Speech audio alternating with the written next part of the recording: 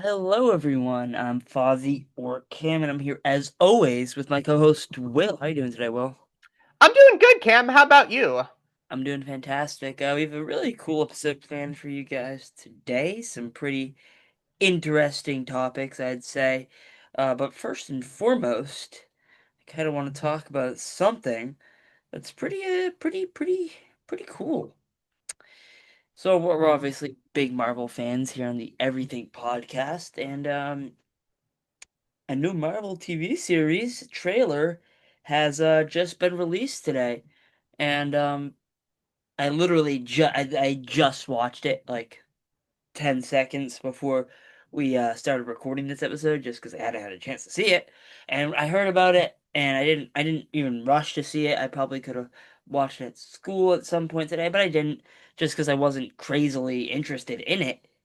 That trailer was really good. Marvel Zombies is the upcoming animated Marvel TV series, which is a spin-off of what is a spin-off, which is kind of another weird thing to say, but it is. It's a spin-off from the What If episode, where the Avengers essentially turn into zombies. I haven't seen the episode in a while, so I forget exactly how they turn into zombies, but they do. And this is a show that's a follow-up on that, and it's rated TVMA, and especially based off the trailer, they're really going all in with the gore, which is really fun to watch. Although I gotta say, I don't know about you, Will. I like the animation style for this What If Marvel Zombies, and even I guess that Spider-Man animated show that came out fairly recently. I don't love that style of animation. It's fine. I feel like just with the budget that Marvel has, they could maybe do something a little more. But Will, were you interested at all in this trailer? Well, I mean, it's definitely an interesting concept. Like you, I haven't watched that episode of What If in quite some time, but I do remember enjoying it. I mean, let's start with the positives. Marvel has got a bunch of actors, including Elizabeth Olsen and Florence Pugh, coming back to voice their characters for this Marvel Zombies series, which is going to be 4 episodes, by the Oh, only way. four? That's Um, kind of. I feel like I guess, yeah, that's what they yeah, did with Eyes of Wakanda as well, so that makes sense. yeah. So yeah, this will be 4 episodes, but they got a bunch of actors coming back to voice their characters, which is very cool. It's a spin-off of a What If episode, which I remember being very well done, and Oh yeah. and it's the first TVMA rated Marvel animated series, which is intriguing. And it has this very interesting concept of the Avengers who haven't been zombified, having to fight against people who used to be friends of theirs who are now zombies. So it's an interesting concept. It's compelling, and yet Marvel is just so hit and miss for me right now with their content, especially their small screen content. I still have 1 episode to go of Eyes of Wakanda, so I'm not going to officially comment on that series until I finish it. But Ironheart, I thought, was just unfortunately another just all time low point for Marvel TV, along with a whole bunch of other subpar Marvel TV series that we've seen over the years. So I think this one could be good. I hope it's good. It has promise, and yet I'm just at a point with Marvel right now where I just feel they are so hit and miss that I'm gonna actually need to see the content be good to actually believe that it's going to be good. Yeah, I mean, I've heard you say this about Marvel before, but I mean, I agree. There's definitely a formula Marvel follows, so I'm sure you're excited to see a Marvel show that's honestly, doesn't seem to have any formula. Anything really can happen, as we saw from the trailer. I believe we saw Ant-Man get sliced in half, which is crazy. I mean, that's unpredictable. And this seems like a story where we don't know what's coming. and it's a different sort of Marvel formula. So I'm sure you're interested in that at least, right?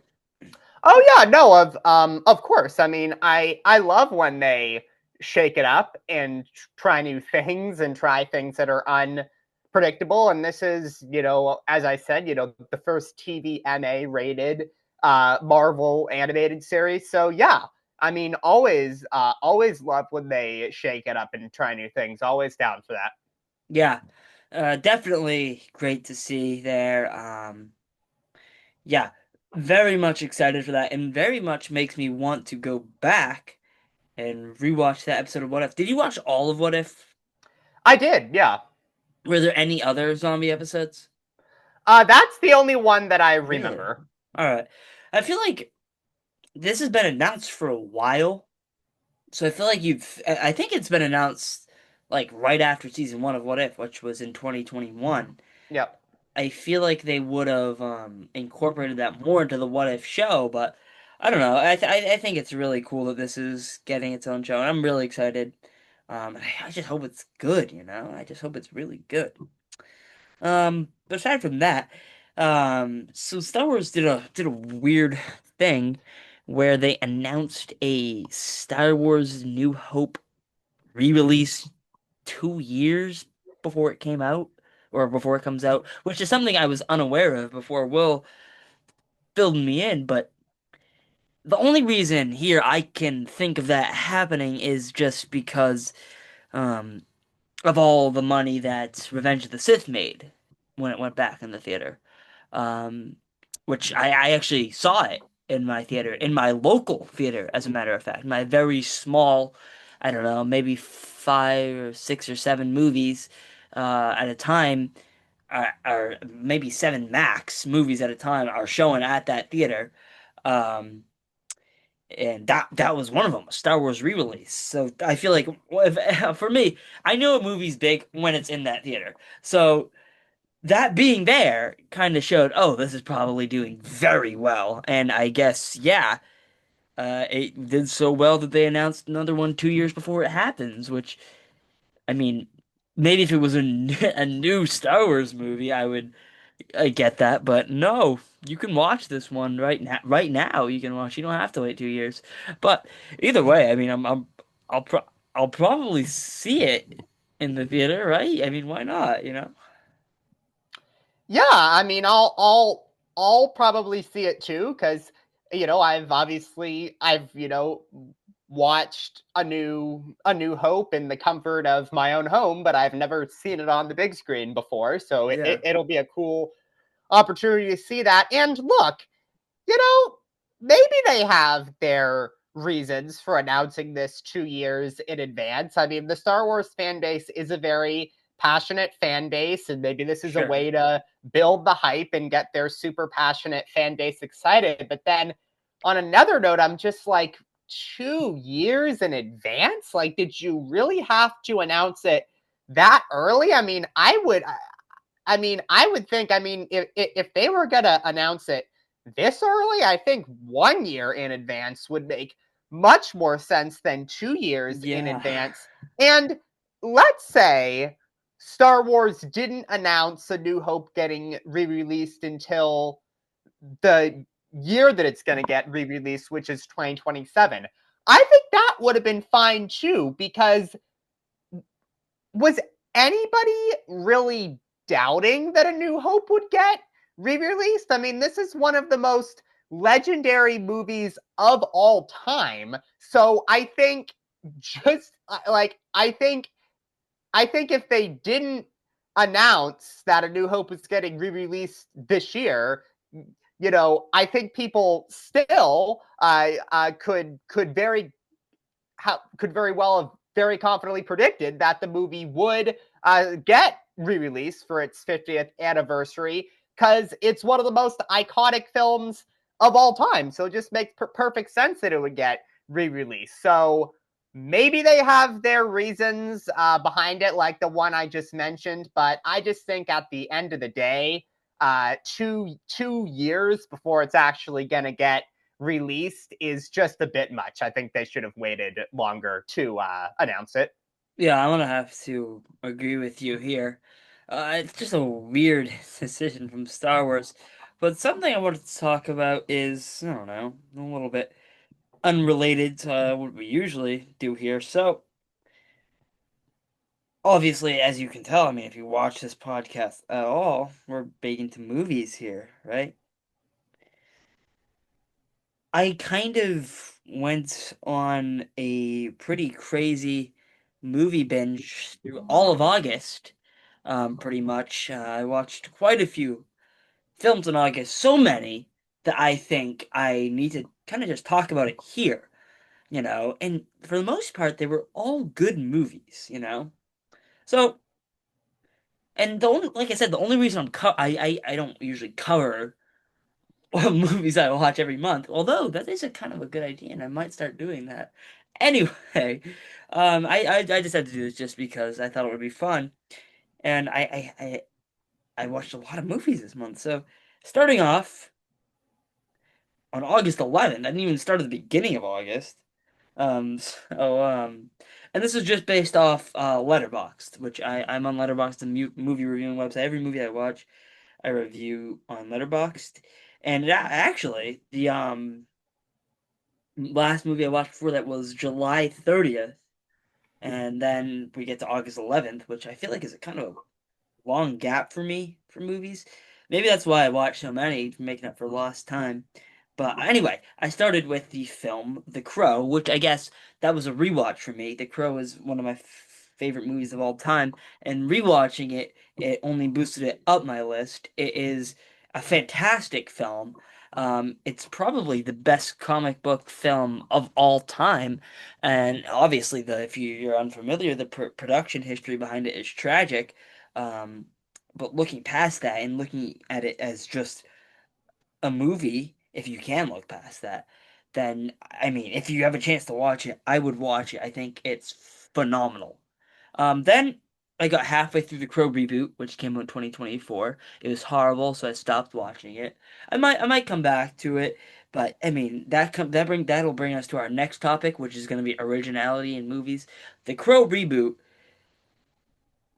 kind of original, but they really swung and missed there. But anyway, after The Crow, I watched the film The Pickup, which is with Pete Davidson and Eddie Murphy and Keke Palmer.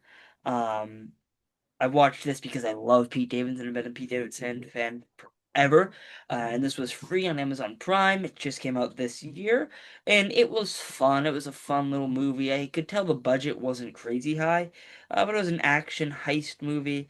It was fun. It was nothing more than that. Then on also on the 11th, I watched three movies this day on the I Oh watched wow, I watched four movies on the 11th. I watched The Crow, The wow. Pickup, then I watched Naked Gun, which another reboot, or I guess it was a sequel, um, with Liam Neeson playing Frank Drebin Jr. Very funny film. I love the other Naked Gun films, so this was great.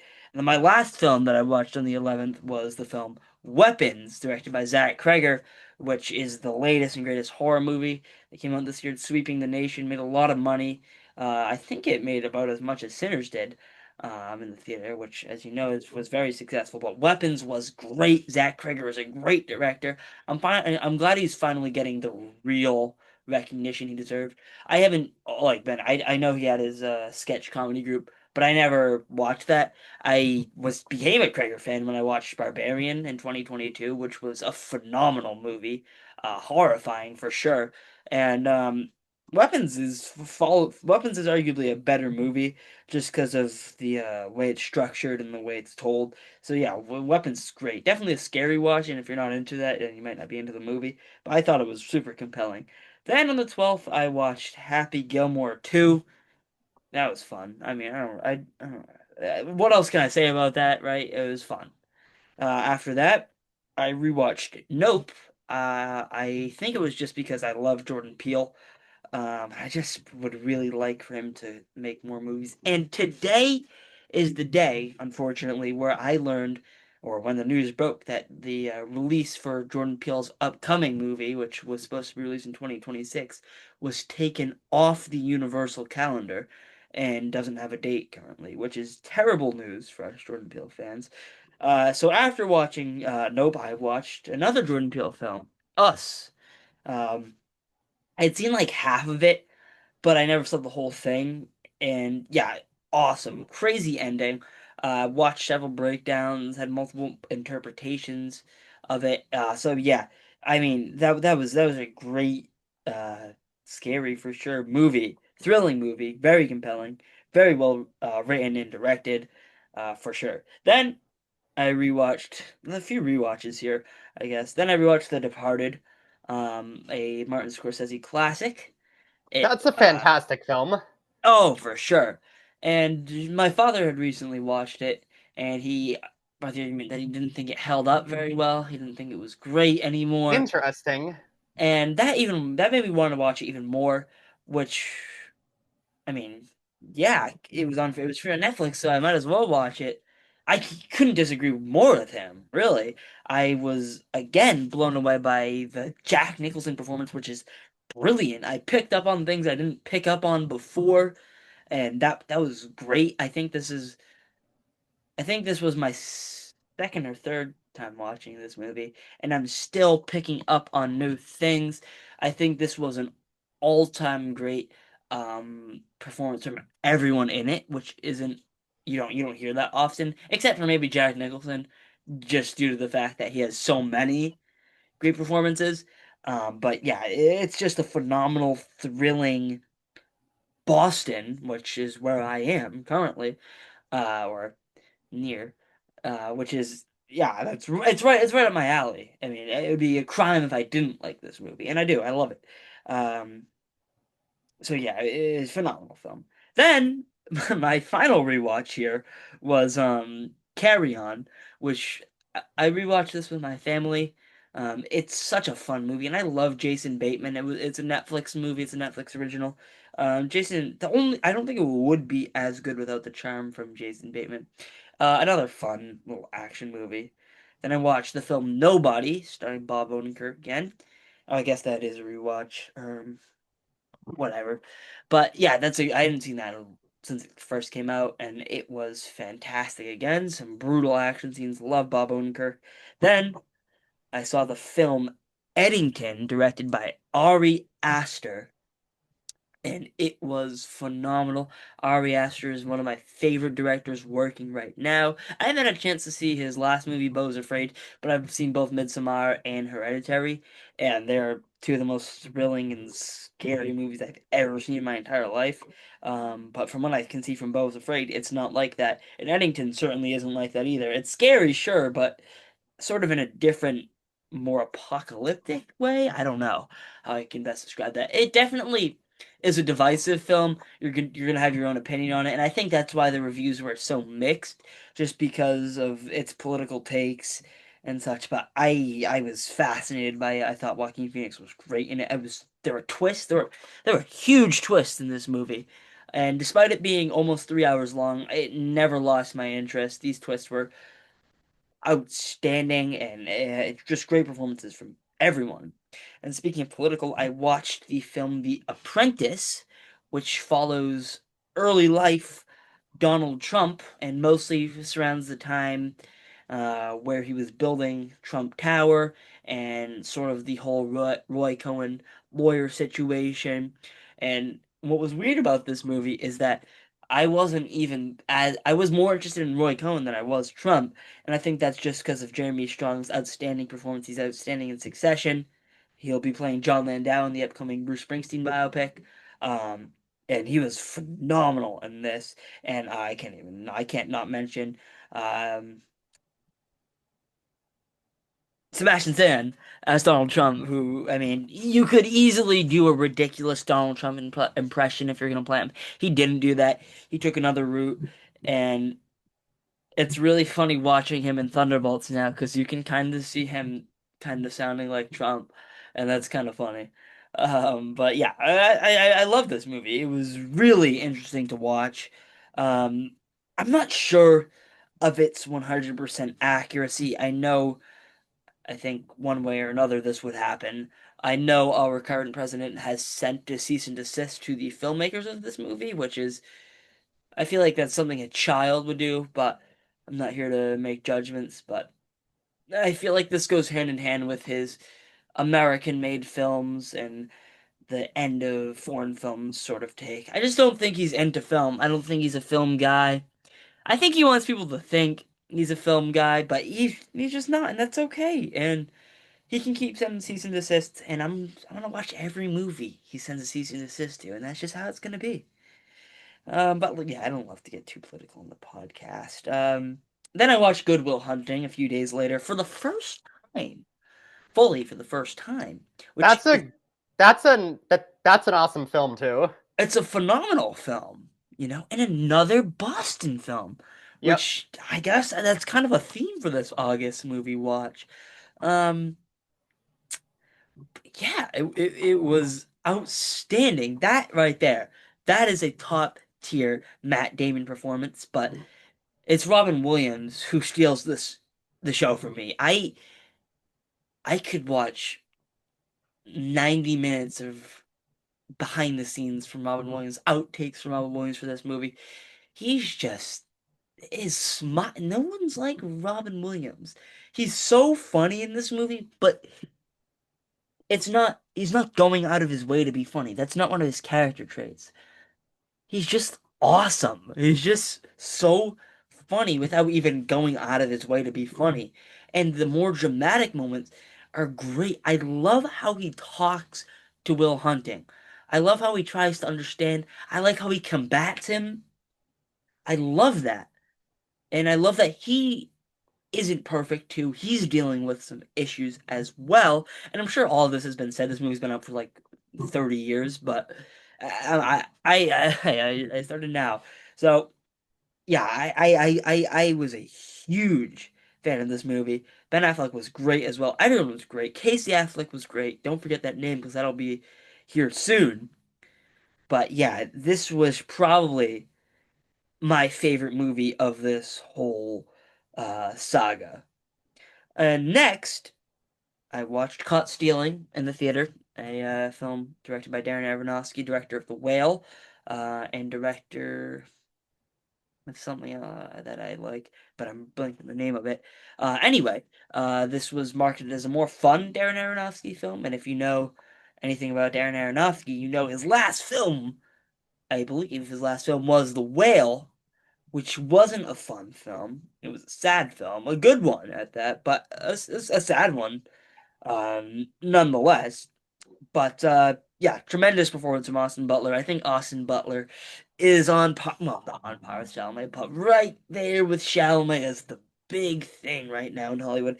I think Austin Butler has a very bright future ahead of him, and he's already had a very bright past, especially with his role in Dune, Elvis, his incredibly underrated 2024 ride release movie, The Bike Riders. He was fun. That was a great movie. I should rewatch that. He was great in that. And then I watched Thursday Murder Club on Netflix, a little basic mystery movie, and it was a lot of fun. That's all I gotta say about that.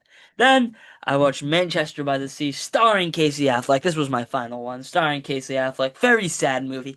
Another Massachusetts movie, which is crazy. Three Massachusetts movies here, and that's great. Yeah, Casey Affleck was amazing here. Michelle Williams solidifies herself as one of the greatest working actresses in this movie. I think this is just the movie to watch if you want to realize that maybe what you're going through isn't at all that bad. And maybe it is all that bad, but if you want to feel that way, I would recommend watching that because Casey Affleck's character is going through some stuff that you're probably not going through. But yeah, definitely a fantastic movie. But I mentioned originality in film, Will, and I think that's something that's really important. And we've touched on this before on the podcast, but do you think because I feel like sequels are the death to originality, but people love seeing the same thing. People love an IP. People love seeing reoccurring characters like lived in universe. As much as we want to deny them that, as much as we want to hate on the Marvel Cinematic Universe, it's what people like. They like a shared universe. They like sequels. Do you think, instead of sequels, maybe rebooting things or making legacy sequels like Scream 5, Halloween 2018 or, something like the new Naked Gun. Do you think that's the answer to that? Do you think that's giving people what they want while still giving the filmmaker room for an original film?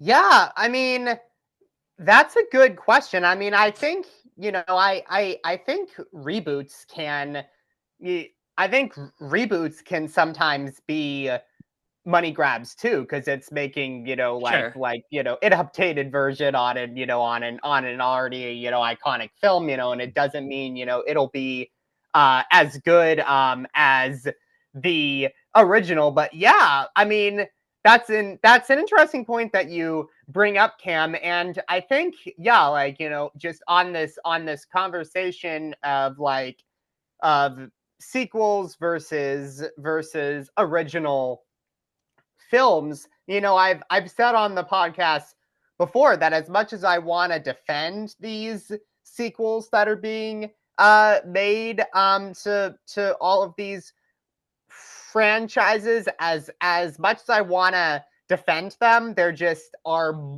more occasions where I'm not defending them than occasions where I am defending them uh right now. So that's why I'm like, I just want to see a shakeup and a change. And look, where I hope we can get back to, like, this is like the dream scenario, but I just think we exist in a world where this isn't going to happen anymore.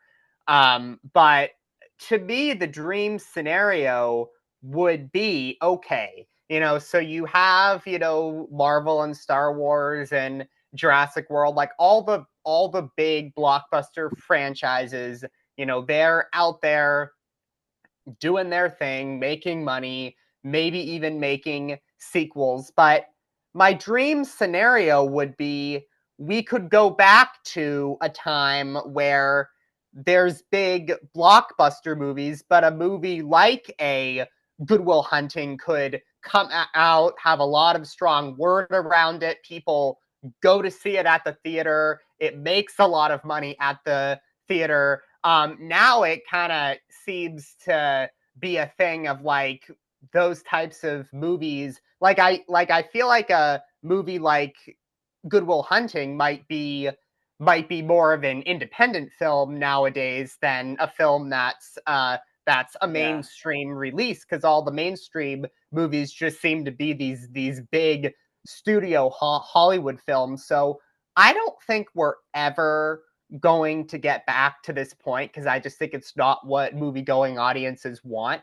But if we could ever get to a world where we could reach like a happy medium between movies like a Marvel movie and a movie like Good Will Hunting, and both types of movies could be mainstream releases, and both doing well at the theater without one dominating over the other. I don't think we'll ever get to that That'd be a point. But if, but perfect if you world. were to, but if you were to ask me, like, what's your dream scenario for Hollywood, that would be it.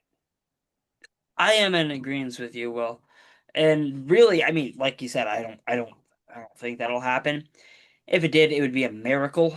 I mean, there are pros and cons to both. I feel like there's Scorsese said like seeing a Marvel movies like going to the theme park, which I don't think that's a bad thing, and I get historically that's not what movies are. Um, but I think two things can be true. I think you can enjoy going to the theme park, and then I think you can enjoy analyzing a character's progression in a film, the detail of a script. Yeah, I think there's room for both. And I think once people, Scorsese included, starts to embrace, if both snobs on both sides start agreeing, if the guy who only watches Marvel movies and Martin Scorsese who thinks Marvel movies are for little kids or aren't real cinema, if they can come at peace, maybe this will be less of an issue. And one more question, quickly, I'm gonna ask myself, then I'm gonna ask you, Will, is would you rather watch a bad original creative film or a good, pretty good, maybe mediocre unoriginal film, like a Marvel movie. Not to hate on Marvel movies, like I just said, we need them to come together. Or your standard action movie, like a Mission Impossible, a Jason Bourne, which, again, movies I like. What would you rather watch? Let me answer that question real quick for myself. I think for the most part, I'd rather watch an original film that's bad because I feel like you're getting more out of it. There's more you can point at. Maybe you can laugh at it. Maybe you can understand the vision. At the very least, you can appreciate the effort and the time, which I think goes a long way. If I can tell someone put a lot of effort into a movie, like for example with Weapons, when I'm reviewing a movie, that'll add like another star to the movie subconsciously. Like if I'm like, oh my, yeah, this was someone's passion project. I think that subconsciously influenced me, and I think everyone can tell when something's soulless from when something's soulful. And these original movies, despite if they're bad, they usually have a soul. And I think that's more important than a corporate money making movie. But what do you think, Will? Yeah, I mean, I think it's a great question to ask. Would you rather see a bad original movie or a kind of mediocre, um, pretty good non-original movie? In this scenario, I'm going to totally agree with you that I would rather see a bad original film, because at least it would be somebody, even if they didn't do it well, but you could probably still say that they're out there trying to make something good, even if they didn't succeed at it, compared to just another just okay sequel, to a Yeah. franchise that people have seen already seen other installments of. So in this situation, I agree with you that I would rather see the bad original movie than the mediocre non-original movie. Now, if it was a different scenario and I was proposed with, would you rather see a bad original movie or a great unoriginal movie, like a really well done sequel, like a Ghostbusters Afterlife or a Top Gun Maverick, or even in Avengers Endgame, which counts as a sequel to all the other Avengers films.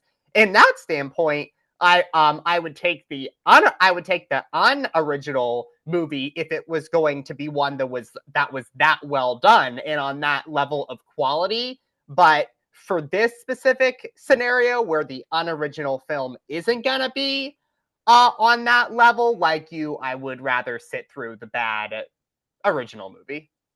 Yeah, I'm in agreement with you. But with that, thank you all so much for watching this episode of the Everything Podcast. Riveting content. I love this episode. Well, thank you so much for joining me. We will be back next week. Yeah, thank you all for watching.